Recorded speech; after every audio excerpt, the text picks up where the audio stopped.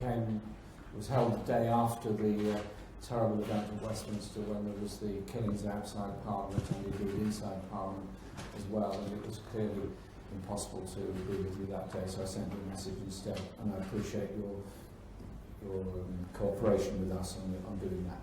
And I want to say, pleased to be here today. I want to thank all of you in the Federation of Small Businesses for the role that you are playing in holding the government to account, not least on forcing the retreat last month. For now, at least, they have to drop their 22% increase in the national insurance rate for the self-employed. So thank you very much, well done on that. I think it was a bit of a collective effort, quite honestly. You are respected on all sides of politics because you speak with the authority of your members, the sole traders, the entrepreneurs and the small businesses, and you are, over 40 years, very effective at what you do because you reflect the views of your members. You're really like the very best trade unions. When you say something, people listen, and if they don't, well, just ask the Chancellor of the Exchequer if you say something and people don't listen. Labour does not believe that extra tax burdens should be falling on low and middle income workers, whether self-employed or directly employed. We also believe that if we're to restore faith in politics, then politicians have to stick by their word. That means not breaking a clear manifesto pledge the Conservatives made that they would not increase national insurance. The government decision to push a £2 billion tax rise on low and middle earning self-employed broke that pledge. They hoped no one would notice. Well, we noticed, you noticed, and there's been the change so far. What we've also noticed is that whilst most of us have had to swallow 7 years of austerity, some are being given handouts on an utterly extraordinary scale. George Osborne and now Philip Hammond have given the term welfare state a whole new meaning. Welfare, actually, for the very wealthiest. The Tories have cut the corporation tax rate for the biggest companies from 28% to 17% by 2020. Over 6 years, from 2016 to 2022, the total giveaway, revenue lost to the public purse, will be £63.8 billion, according to the government's own figures. And let's be clear, all of that giveaway will go to the biggest companies. Remember, the corporation tax rate for small companies in 2010 was already, under the previous Labour government, set at 21%. That means by 2020, big companies would have had an 11 percentage point decrease in corporation tax, while the rate for small companies will have only been cut by 4 percentage points. And the differential between big and small companies will have been eliminated completely when both on 17%. So there's clearly been a bias here in the approach that the government has taken, a bias actually against small businesses, a bias that was evident in the attempt to increase national insurance for the self-employed, a bias that holds back hard-working people who want to make a living independently, a bias against entrepreneurs who want to start and build new businesses, creating jobs, innovating and helping to make our whole country richer. Not for the very rich few, but for the many, for all of us. Labour will have a very different bias. Yesterday, we reaffirmed our commitment to a real living wage. Low pay and in-work poverty don't just hurt those directly affected. They mean more public money going on in-work benefits instead of investing in our future, and they mean fewer parents going into your businesses. We know that some of you will struggle to pay your staff more. That's why we've promised additional support for your businesses and are looking at expanding and reforming the employment allowance. We will support those striving to make a living through self-employment and small business, not just because it's the right and fair thing to do, but because millions of jobs and the future of this country depends on it. Labour's business team, our Shadow Business Secretary, Rebecca Long-Bailey, and our Shadow Minister for Small Businesses, Bill Esterston, have been working very hard on this. They and the Shadow Chancellor, John McDonnell, tell me how important their relationship is with you, how valued your voice and insights are. So I want to share with you today the approach that will guide our relationship and then explain how I see it working in practice. Firstly, Labour believes in fair taxation. So our policies will follow two cast iron pledges forged in our values. Any tax rises will fall most heavily on those with the broadest shoulders and will be something for something deal. When we ask for more contributions, we'll be clear what you're getting in return. Secondly, we want to level the playing field, ensure that no one is being held back due to unfair advantages of the economically and politically powerful, using their entrenched positions to hold back the enterprise of others.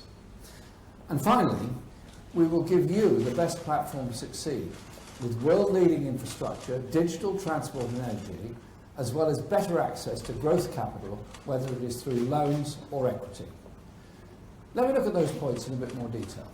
When I say that any tax rises will fall on the broadest shoulders, I want to make it clear today that we will not raise the small business corporation tax rate. What we cannot accept, however, is that it is right or necessary for big companies to be given a 40% cut in their corporation tax rate at a time when others are suffering austerity and the budget deficit remains out of control. This country, Britain, has the lowest corporation tax of any of the G7 countries, now by quite some distance.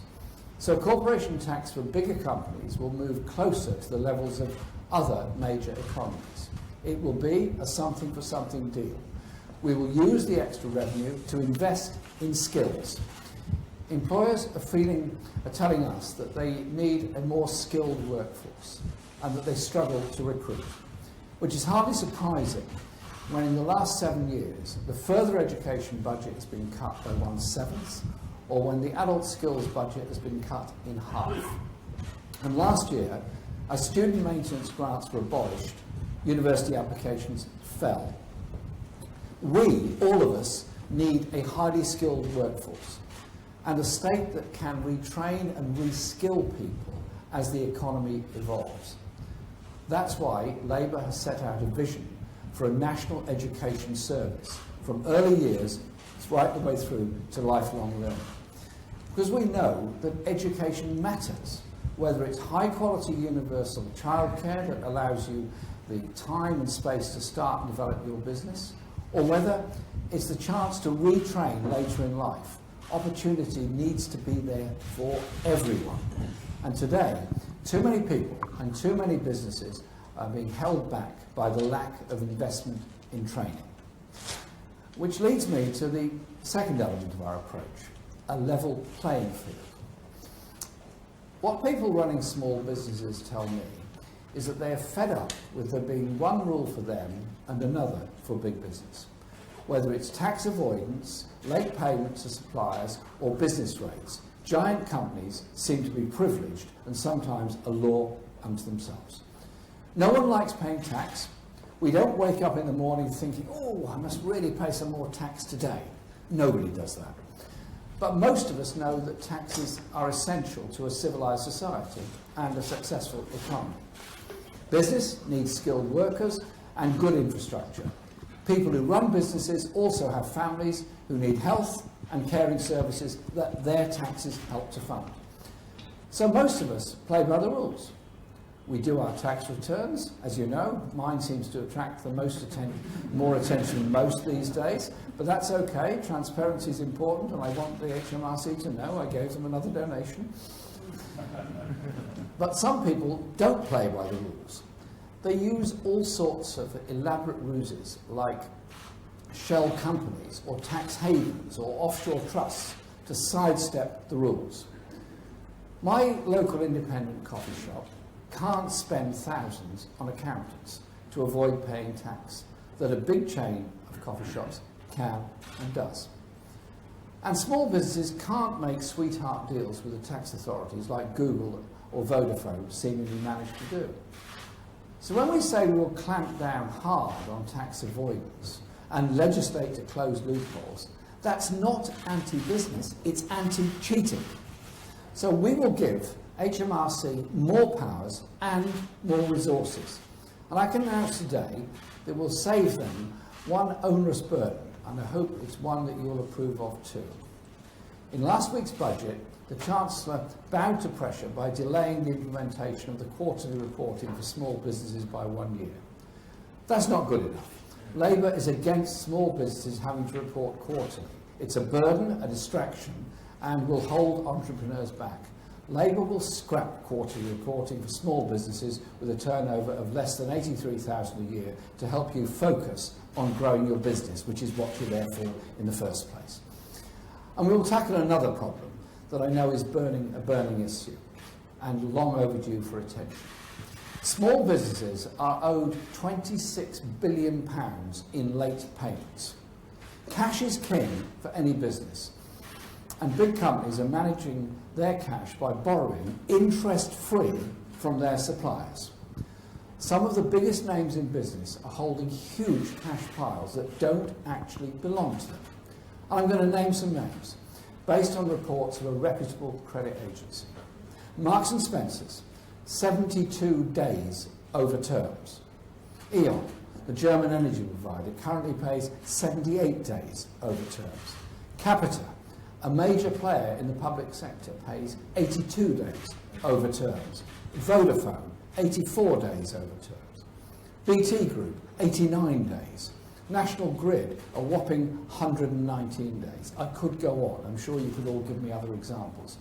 But note this is over terms, and the terms they impose could be 45 days or 60 days to start with. So we're talking about big companies paying their suppliers, in some cases 6 months or more, after they've done the work or delivered the goods. It is, frankly, a national scandal. And it's not just late payments. There was also the case of Premier Foods charging companies to be on their supplier list, and a John Lewis demanding a rebate from suppliers when their products sold well, a kind of penalty for success. It's a sort of perverse incentive here.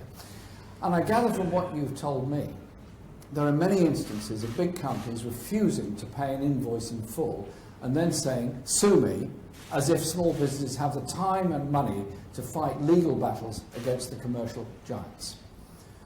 We will look at all of this because late payments and other practices I've mentioned are stopping businesses from growing and causing thousands to go bust every year. Late payment kills jobs and holds back economic growth. Bill Esserson has been doggedly pursuing this issue in Parliament, and I'm keen that we work with you to tackle the issue. There are different options to assess. Government, through procurement, can ensure that anyone bidding for a contract pays its own suppliers within 30 days, using the power of public procurement. It's normal now to ask for accounts and credit checks, so this would involve no extra paperwork. For the private sector, we've been looking at the Australian system that involves binding arbitration and fines for persistent late payers. It needs to be a system with teeth, a system that delivers a fair deal for small suppliers, and we want to work with you to get this right. No small business owner should have to go begging to the banks or even remortgaging their homes just because a customer considers themselves too big and too important to pay on time. But let me send a clear message to the captains of industry today. A Labour government will declare war on late payments. Alongside that, Labour will introduce a radical reform of business rates. The government's piecemeal concessions fall far short of what's needed. And so, in consultation with business, Labour set out 5 points that will guide our policies in government. There will be no cliff edge increases in rates and a fair and transparent appeals process.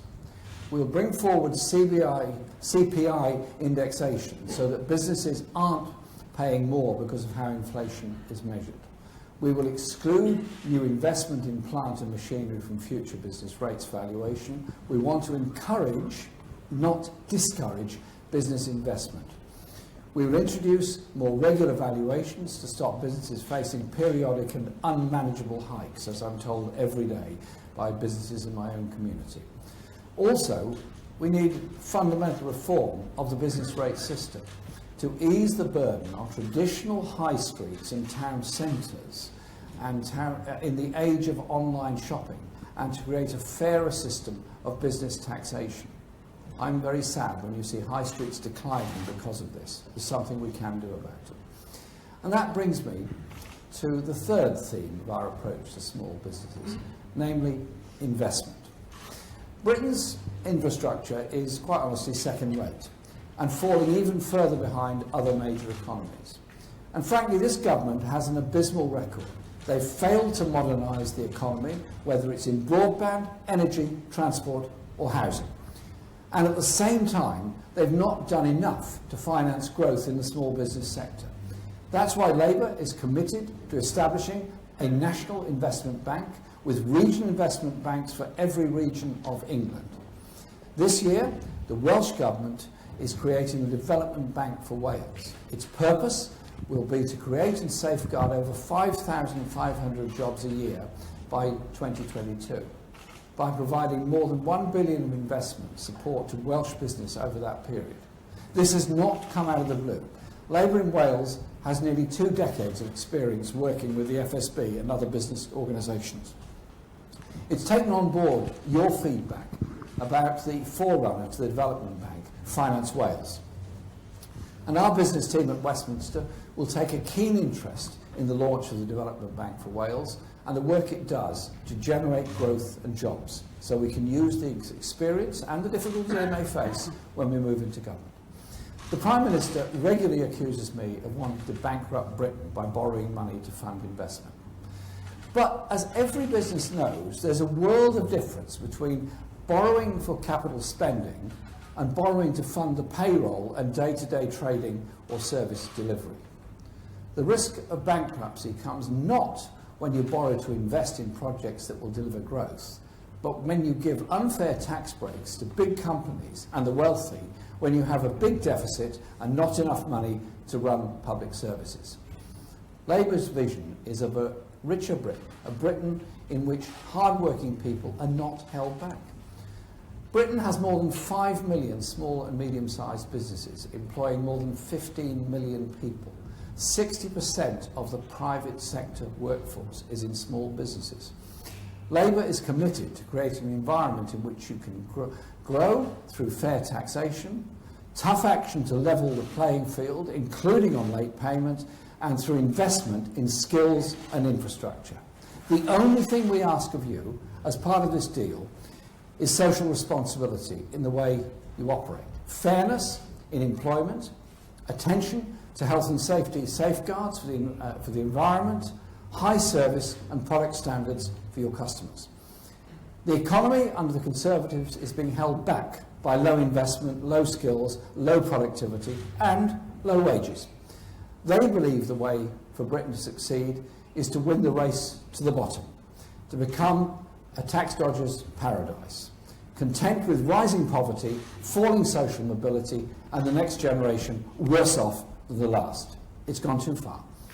A productive economy requires government to have a partnership with business, building the platform for you to succeed while guaranteeing fairness for all. This is a virtuous circle. Good investment by government, good practice by business, good public services, funded by a productive economy with fair taxation. Your businesses suffer when public services are in crisis, when people have to take time off to care for ill or elderly relatives, because social care is in crisis, when people are in too much pain to work but still waiting for an operation, when our schools and colleges aren't delivering enough skilled workers. I've set out Labour's 3 principles: fair taxation, a level playing field and investment. And I want to add one final principle: to listen and engage with people like you are the experts in the area. I think we need more experts, not fewer, informing our policy and policies. I start by saying that I saw the FSB as a trade union, standing up for your members. The party I lead, the Labour Party, as the name suggests, a party of workers, but also the party of cooperatives, entrepreneurs, or owner-managers who work hard in their businesses. And that's why it's been a privilege to address you today, and I look forward to your questions and discussion, and I look forward to working with all of you as the months go on in developing the details of our policies, and I thank you very much for all the help and support you've given us so far. Thank you very much.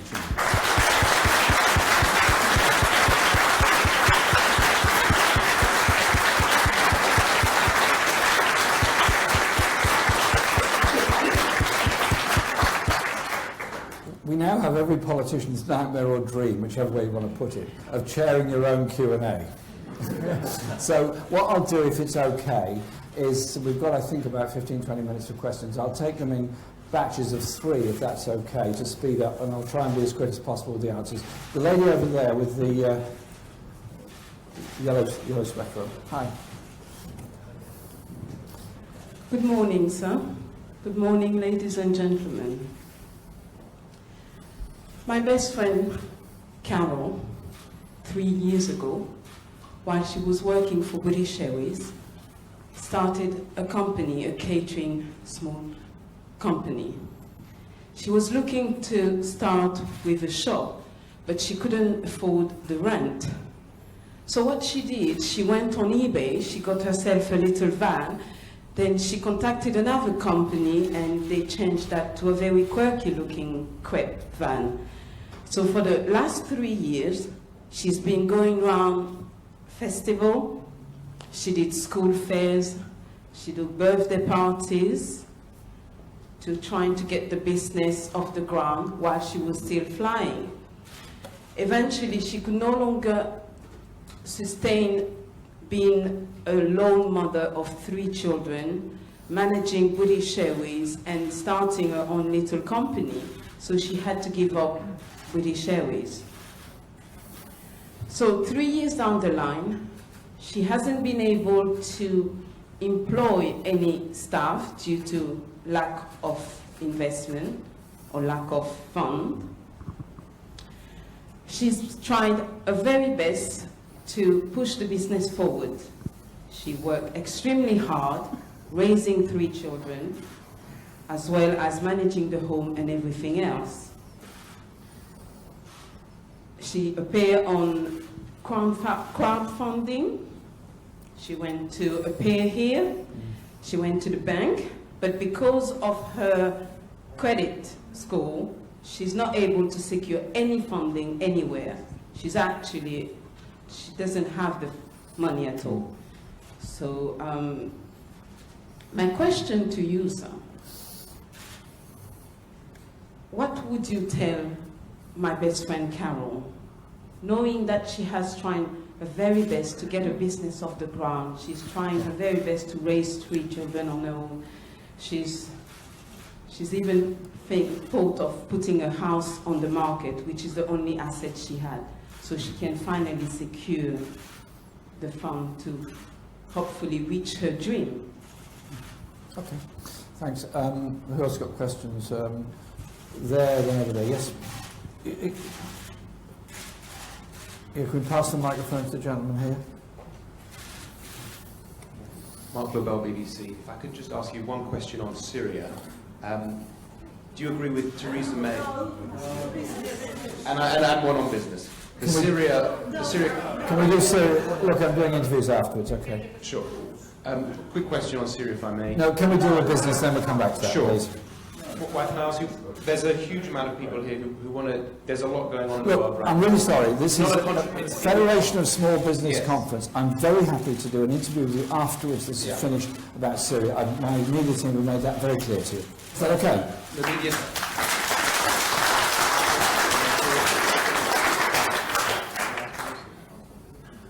Right. Thank you. Okay. It's not what we've been told by your media team, but I'll ask on business. I spoke to one of the companies you named in Shane, Marks and Spencer's, and they were saying that there were signatories of the Prompt Payment Code, and reporting payment terms will come in under new legislation. So can you be clear, what is it that's new that you're proposing that they're not already going to have to do? Okay. Third question, the lady there. No, I'll come to you next round. Yes, the lady there. Yes, you. Sue Towner, Vice Chair, Surrey and West Sussex Region. Please may I ask your opinion on the changes in the taxation of dividends, which are hitting very small companies and many retired people with folios of shares? Okay. On the questions, first of all, the question about your friend setting up a small business is the kind of question I get quite frequently from people in my constituency and community who have no property often, no access to capital, no enormous credit rating because they've never done anything before, but want to set up on their own. These are people that want to set up phone repair businesses, hairdressing, small shops, coffee shops, sometimes manufacturing, sometimes people with very good ideas. They develop the idea, they take the thing forward a while, and it's doing okay, but then they reach a barrier where they can't expand because they can't get a premises, because they can't borrow the money in order to lay down the basis in which to take out a lease on a property, because they haven't got any long-term past that they can indicate to anyone. So the banks don't want to lend them money, and they then become stuck in this. So I've come across people that want to develop food products, all kinds of things. And it seems to me that we're losing out a great deal there. We're losing out on their skills and their enterprise, and they then give up and end up being taxi drivers or going back into the job they were in beforehand. And that seems to me a loss all round. And so what I would see there is a role for the National Investment Bank at an entirely local level in being prepared to provide backup finance and loans if necessary, to invest in a good idea. I mean, it's got to be a good idea, and it's got to be something that is likely to succeed. And in some cases, local economic development groups and councils can actually help doing that quite a lot. At their best, councils can help if they've got the resources to do it. So what we would look to is a micro business plan as well as a small business plan to assist those sort of people in what they're trying to do, because the enterprise that's there is huge, but the barriers are just enormous, and the experience of your friend is an example of that. The other point I'd make is that access to public services is very important, and access to appropriate levels of benefit is also important for self-employed people, just as much as for people in employment. We have several million self-employed people in Britain who actually often work very hard. In some cases, they're forced into self-employment by big businesses, but that's a slightly separate issue from the point I'm trying to make today. So I would see us at a micro level supporting that kind of enterprise and that kind of business. On the other question on Marks and Spencer's, what we're saying is that the government has not done enough on this. They haven't made progress on this yet.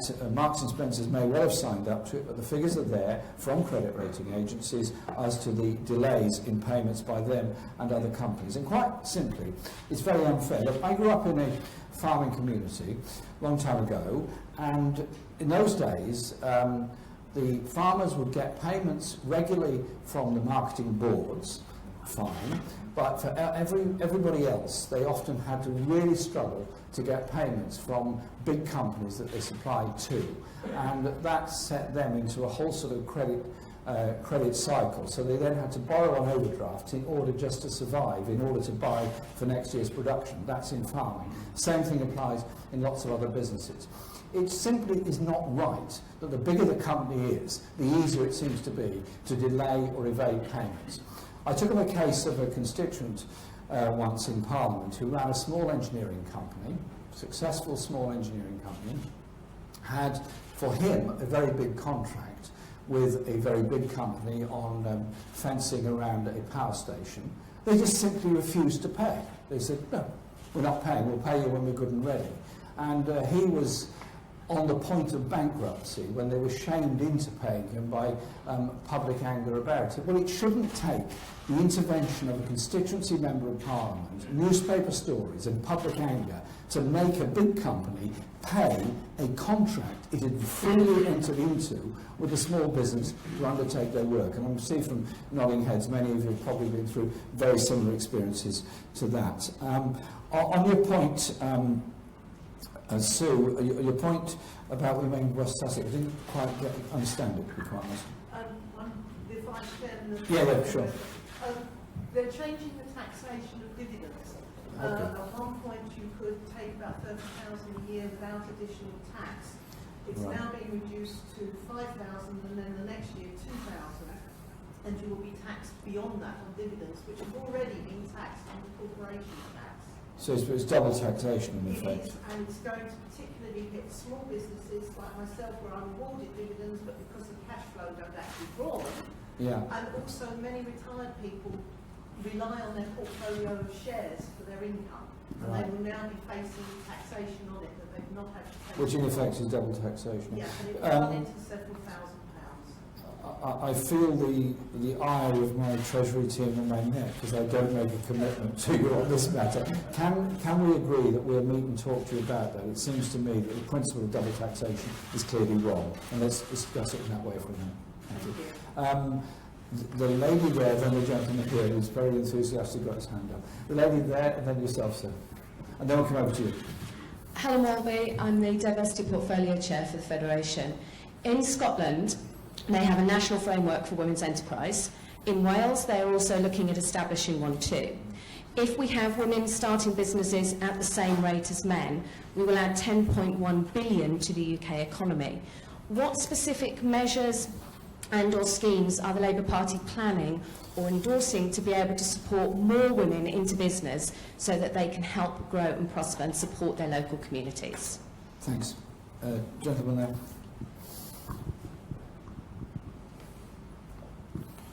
Thank you, Mr. Corbyn. My name is Robert Mancera, Chair of the London North East Branch of the FSB. When it comes to regeneration, small businesses are the ones who normally pay the highest price. In my branch in Haringey, we got a few cases going on. Urgent cases like World's Corner, where there is a South American market, and many other traders that are being kicked out at the moment. I think Haringey is starting a CPO process, or compulsory purchase order, to kick them out. We got cases like Spurs, and now they're talking about wood green regeneration. So how could you help us? How would you show us your support? Thank you. Thank you. Yes. Thanks from the Daily Mirror. You set out some business policies this morning, which have obviously proved popular in the room, including the punishment for late payments. Obviously, for those to be enacted, there would need to be a Labour government. So I'm wondering what you made of a poll yesterday, which showed that 55% of people think Theresa May makes a better Prime Minister, and 38% of Labour voters agree. Only 38% of Labour voters think that you'd make a better Prime Minister. Well, that is a business question, isn't it? Okay. Thanks for your questions. On the point that Helen raised about women in enterprise, it's absolutely true that there are levels of discrimination still all the way through on women setting up businesses and women achieving in skills and in life in general. And I was taught very firmly by my mother about the need for girls to be treated with the same aspirations and esteem as boys, and she made it her life's work to encourage young girls, because she was a careers as well as science teacher, to go into engineering. And it clearly worked to some extent, because I held a reception for women engineers in my office, and a woman came up to me and she said, "Are you the son of Naomi Corbyn?" And I said, "Yes." She said, "Well, say thank you. She forced me to study science and go into engineering, and she now runs a very successful engineering consultancy." So it does start at the very beginning with the way in which girls are treated in school, the way they do technical subjects as well as all the other subjects that are necessary for business. That's important. But the point that you were making is also a very important one, about access to borrowing and access to capital. Because if you're, for example, a mother living at home, maybe a single parent, and you have a very good idea, you want to develop a business idea, you have difficulty accessing capital, you have difficulty getting premises, you have difficulty beyond doing business from your own front room or from a friend's front room. So you can sort of box around and do things totally individually, but you can't grow beyond that because you have this barrier of getting access to borrowing, unless you come from a family that are prepared to put money into, and very few people have that access. And so what I want to see is small micro business development, either through National Investment Bank at a very local level, or possibly using local authorities as a funding source where you put money to the local authority and say it's your job to work with people locally on it, particularly on developing women's enterprises and women's businesses. There's also, I think, an importance in ensuring that women are treated with the respect they deserve and equally in what they do in business, because that is beginning to happen but still doesn't. If you look at the hierarchies in business and in local government and in health service and public services in general, you still find a disproportionate number of men at the top, particularly on boards and senior management positions. You find a lot of women in very valuable, very responsible roles in middle management and lower down, but there are sort of various barriers there which have to be broken. Hence, I would want there to be a gender audit of businesses on what they're doing to encourage people to go forward. And so there are a number of issues can be done there. We passed equal pay legislation, we passed Equalities Act. We've got quite a lot of legislation we can work on. The question is implementing that legislation to make sure it happens. And that means eagle eyes on what's going on all the time. On the second question from a friend in Haringey, for those of you that don't know it, Ward's Corner is a former family-run department store in Seven Sisters in the High Road, Tottenham, which was a sort of family-run, one of those multiple stores that sold everything, sort of from furniture to bathroom equipment and so on and so on. It was quite a nice store, actually. I remember it just before it closed. I used to live in Haringey. And then it became a marketplace for the Latin American community. And there's a very large number of very small Latin American businesses there. You know, one-person, two-person businesses, mostly food, some places clothing and crafts. And I think it's a wonderful place, and I think it's done very well. There's been a struggle for several years now between those that run the market there and a combination of the property owners and Haringey Council as to what's going to happen in the future. I have urged and will continue to urge Haringey Council to recognise the vibrancy of the community comes not just from the big name across the road, there's a huge Tesco store across the road, but also from the vibrancy of the individual-owned small business that brings colour and life to the community and actually does a great deal for community cohesion. And so I'm not happy with what I've heard is going on, and I will continue to urge Haringey to act differently in the case of Ward's Corner. So thanks very much for your question. As to your question, thank you very much, really helpful. Yeah, there are opinion polls out all the time. What I want to concentrate on and what I'm doing is the policies that we're putting forward as a party. I made an announcement on minimum wage or living wage yesterday, and I will continue to make policy announcements all through this week and all through the election campaign period. Because what is happening in Britain is we have underfunded public services, we have huge levels of inequality, we have many people desperate to get on, develop skills in their lives that can't do so because of the way in which austerity is borne down on the very public services we need for people's personal and therefore the economic development of the rest of us. That's what we're focusing on, that's what I'm focusing on, and I'm utterly determined we'll change the debate in this country into one about how we can achieve things together rather than be spectators on a growing level of inequality within our society. I'll take 3 more questions. The gentleman there, the lady there, and then the gentleman at the back. Yes, you, sir. John Hardwick from Leicestershire, Northamptonshire, and the People's Republic of Rutland. Rutland folks on. That's right. School government for 33 years, both in primary schools and colleges. It's how we actually encourage, what are you going to do to, if you like, encourage a much more entrepreneurial curriculum?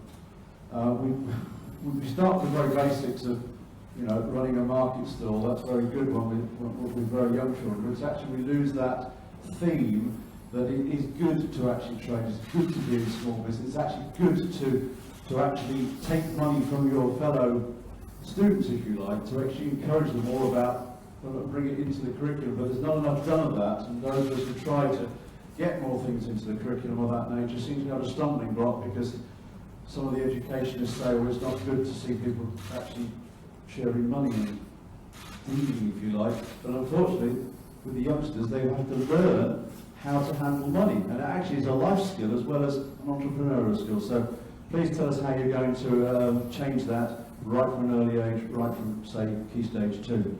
Lovely, thank you. Yes? Your microphone's there. Hello there, my name is Chrissy Nicholson. I'm the director of the East End Trades Guild, which is a community of 200 small and micro businesses in East London. Thank you very much for announcing your policy ideas today. I'm sure our members will be very pleased to hear them. The business rate system is out of date, and as you mentioned earlier, is blighting the entrepreneurial spirit of Londoners, and I'm sure other people from around the country. What are your thoughts on a land value tax as a solution to the business rates crisis? Okay. Yes, gentleman there.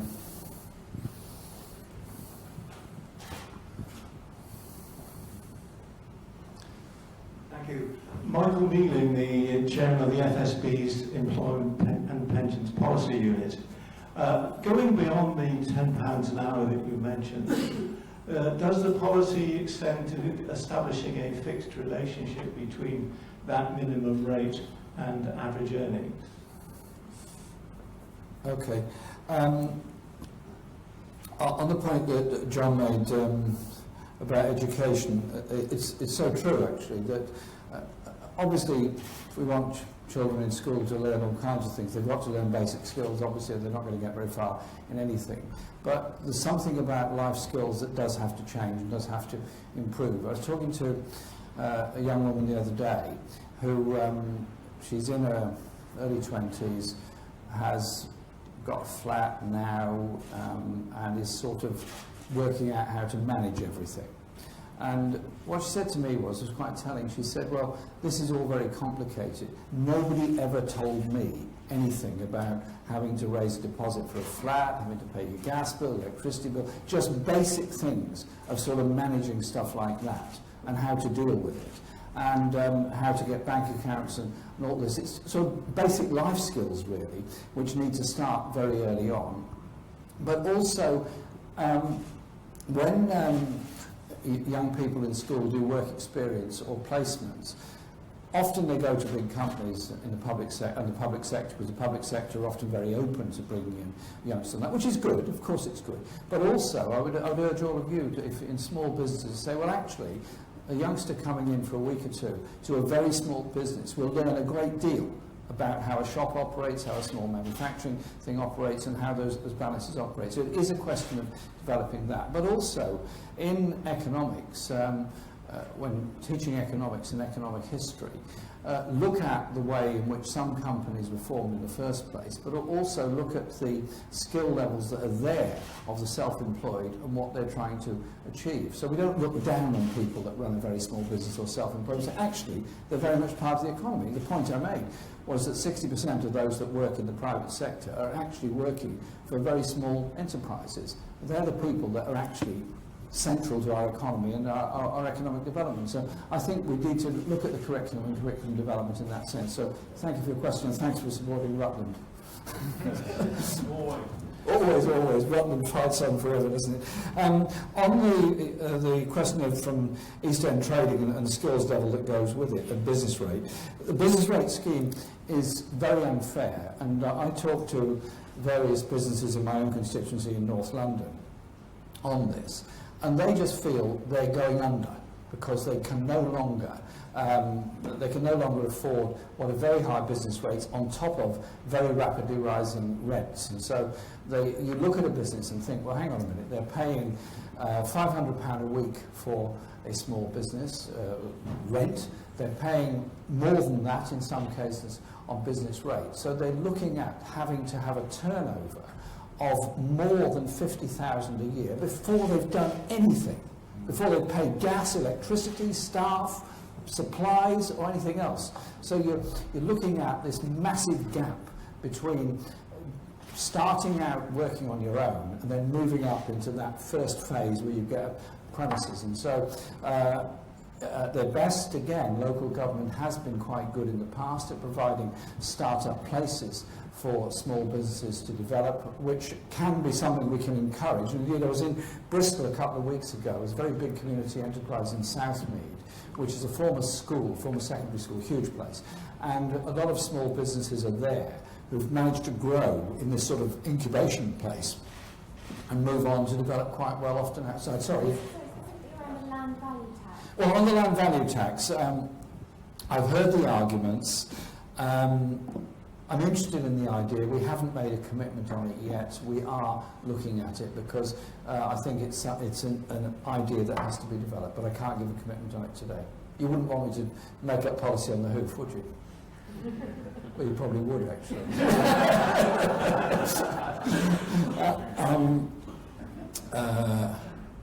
Sorry, what was Michael, what was your question? I can't remember writing. Relationship between the national minimum wage and... Oh yeah, on the national minimum wage, we want to get to a £10 an hour, what we call real living wage by 2020. There will be a process where companies that are going to struggle to meet it, and very small businesses would, where we would assess their needs, give them a pathway into it, or give them employment allowance support in order to meet it in the first place. But crucially, our aim is that people should be paid a decent level of income, which means they can survive better. It actually reduces the public bill from tax credits. And it also puts more money into the local economy because people spend it. Because if poor people get more money, they tend to spend it. If very rich people get more money, they tend to put it somewhere else where nobody else ever sees it, as you're probably very well aware. And so we would put it at that. So there would be then increases in it in relationship to average earnings, as it is now the formula with the national minimum wage. And so that would be the baseline we would set for 2020 and develop it from there. I've been waved out at the back. Have we got a finish or what? Can we take one question? Lady there. With a pink shirt on, yes.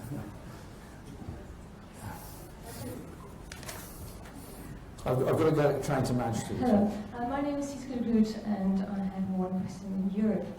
About the Great Repeal Bill that will be proposed next month probably.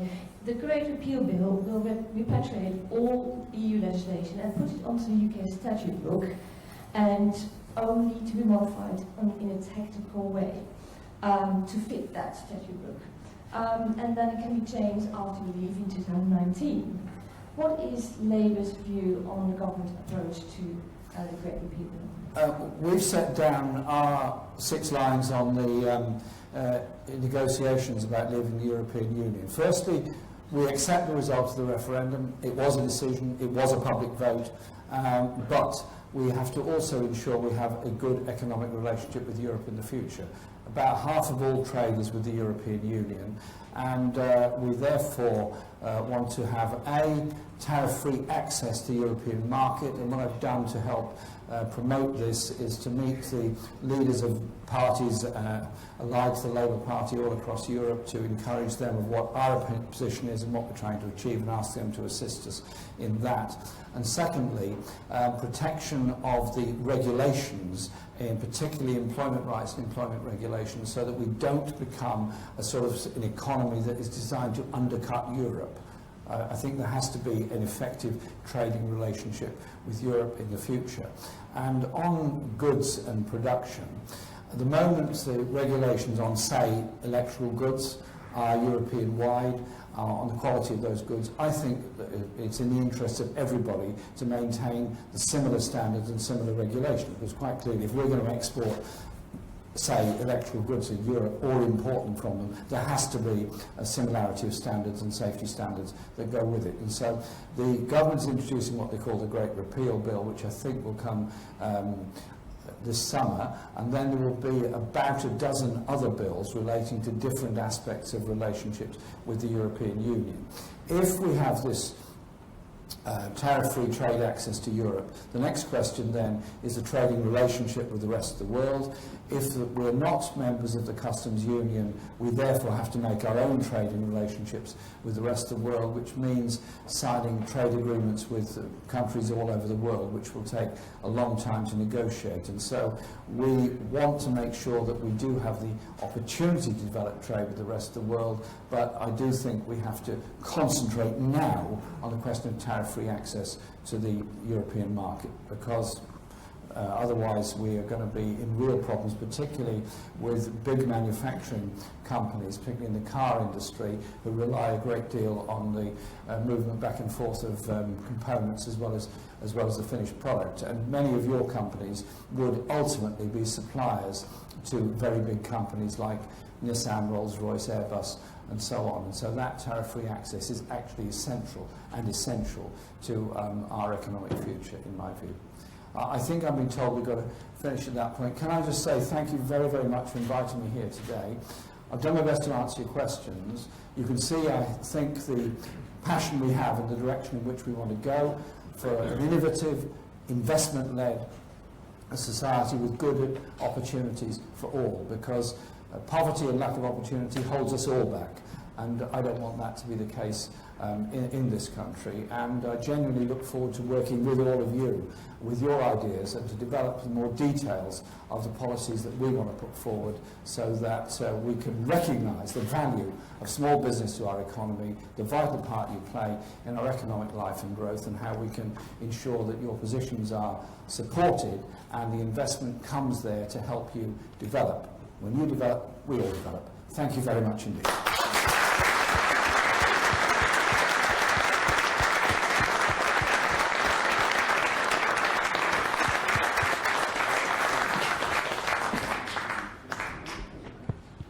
Thank you, Jeremy. It's very good of you to come and share your thoughts on the development of the manifesto. I know this is going to be a very important stage for policy development in a lot of political parties. There were some lively questions, not least from our colleagues in the press. Don't forget they are here to do a job as well, so the questions are legitimate.